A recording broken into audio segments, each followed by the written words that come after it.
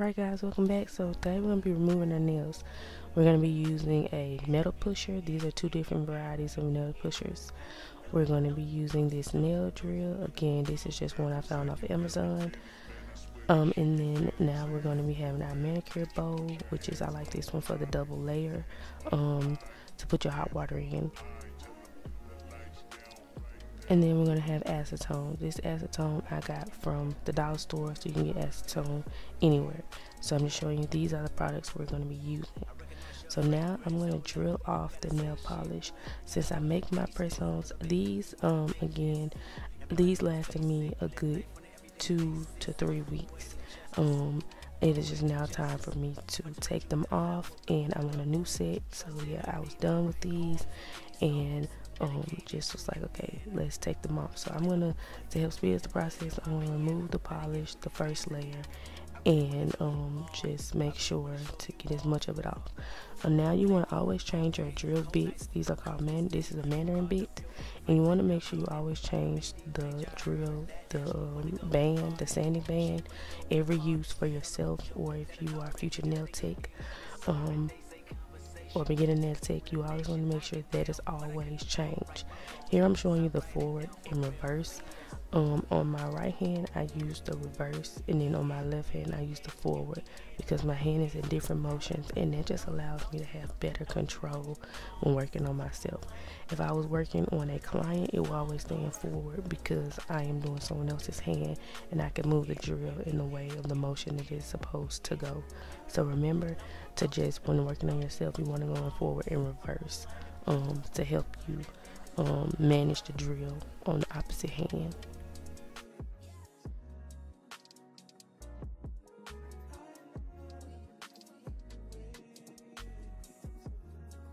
With that, you want to also make sure you are taking your time.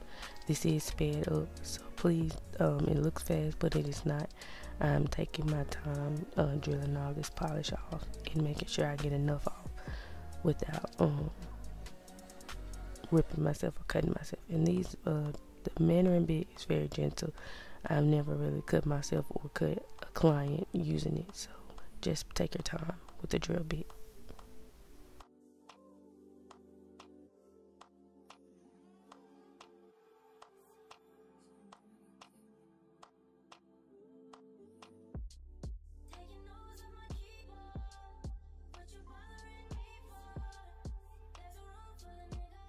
Now I'm going to fill my bowl with hot water.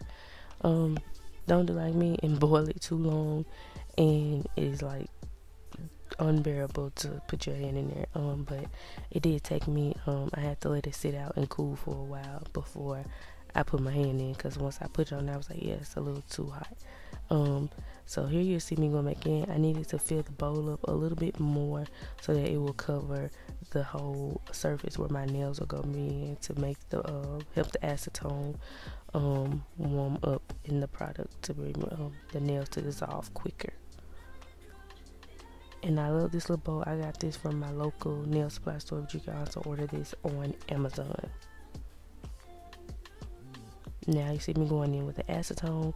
You want to make sure you fill up all those holes. I had to go back in and fill it up a little bit more. I put just not enough in there when I did it the first time, but I did go back in and fill those up to the top.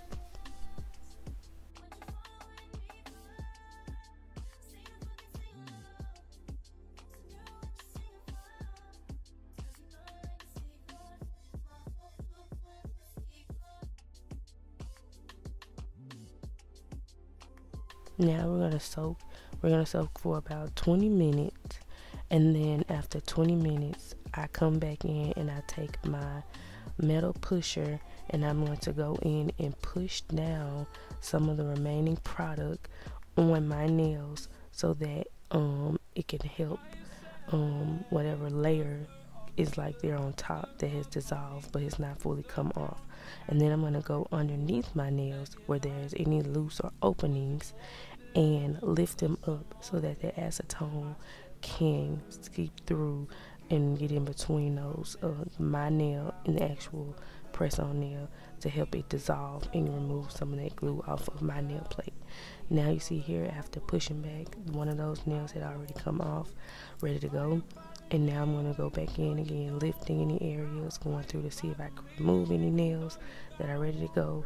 If they're still like tugging or nagging up against my nail plate, I try not to scrape my nail plate, but push on the press on to avoid ripping my nail plate and keep it not rubbing that metal up against scratching the nail plate.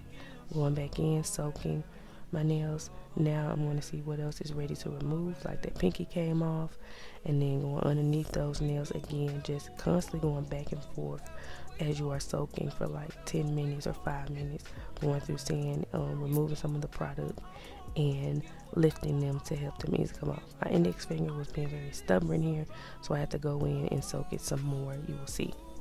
Just showing you my nails are damaged because I am a nail person who would just rip off their press-ons and not do it properly. But I'm learning to be better, and I want my nails to be healthier, and so I'm taking care of them now and not being just a person who rips off their nails. Now you're going to be pushed that other nail off index finger, and then me showing you that it came off after going back in for another 5 minutes.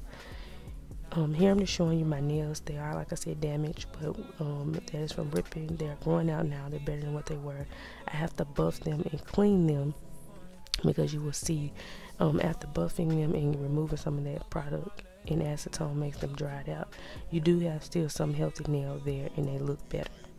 So just be able to remember that on this journey with me, and put nail hardener on your nails. Here I'm just showing you how to properly remove acetone. You want to remove it with paper towel to be safe and dispose of it that way. So this is just a quick video about how to remove your nails. I hope you all was helpful, and I will see you in the next one.